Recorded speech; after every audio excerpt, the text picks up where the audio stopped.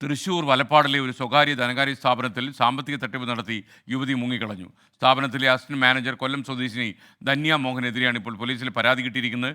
വ്യാജ അക്കൗണ്ടുകളിലേക്ക് പണം മാറ്റി 20 കോടി രൂപ ഈ സ്ത്രീ തട്ടിയെടുത്തുവെന്നാണ് പരാതി. തൃശ്ശൂരിൽ നിന്ന് സൂരജ് സജി തത്സമയം ചേരുന്നു.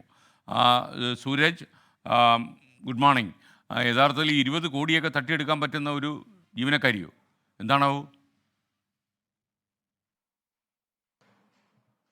എസ്കെൻ, വർഷങ്ങൾ നീണ്ട തട്ടിപ്പാണ് ഇപ്പോൾ പുറത്തു വന്നിരിക്കുന്നത് എന്നുള്ളതാണ് ഈ പോലീസിന് ലഭിച്ച പരാതിയിൽ പറയുന്നത്. തൃശൂർ വലപ്പാടാണ് കേസിന് ആസ്പദമായ സംഭവം. 18 വർഷമായി ഈ വലപ്പാട് ധനകാര്യ സ്ഥാപനത്തിൽ ജോലി ചെയ്യുകയായിരുന്നു കൊല്ലം സ്വദേശിയായിട്ടുള്ള ധന്യ മോഹൻ. ഇതിനിടെ പല അക്കൗണ്ടുകളിലേക്കായി ഈ ധനകാര്യ സ്ഥാപനത്തിൽ നിന്ന് പണം മാറ്റി എന്നുള്ളതാണ് കണ്ടെത്തിയിരിക്കുന്നത്.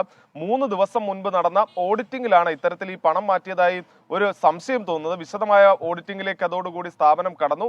പിന്നിലേക്ക് പോയി, അതായത് മുൻപ് നടത്തിയ ട്രാൻസാക്ഷനുകൾ അടക്കം പരിശോധിച്ചപ്പോഴാണ് വർഷങ്ങൾ എടുത്തുകൊണ്ട് ഇത്തരത്തിൽ പല പല അക്കൗണ്ടുകളിലേക്ക് പണം മാറ്റി എന്ന് കണ്ടെത്തിയത്. ഇത് സംബന്ധിച്ച് വലപ്പാട് പോലീസിന് സ്ഥാപനം പരാതി നൽകുകയും ചെയ്തു. പരാതിയുടെ അടിസ്ഥാനത്തിൽ കേസെടുത്ത വലപ്പാട് പോലീസ് നിലവിൽ പ്രതിക്കായി അന്വേഷണം നടത്തി വരികയാണ്. പക്ഷേ എന്നാൽ ഈ ഓഡിറ്റ് വിവരം പുറത്തു വന്നതോടുകൂടി ഈ കൊല്ലം സ്വദേശിയായിട്ടുള്ള ധന്യ മോഹൻ ഒളിവിൽ പോയി എന്നുള്ളതാണ് പോലീസ് നിലവിൽ വ്യക്തമാക്കുന്ന എസ്കെ.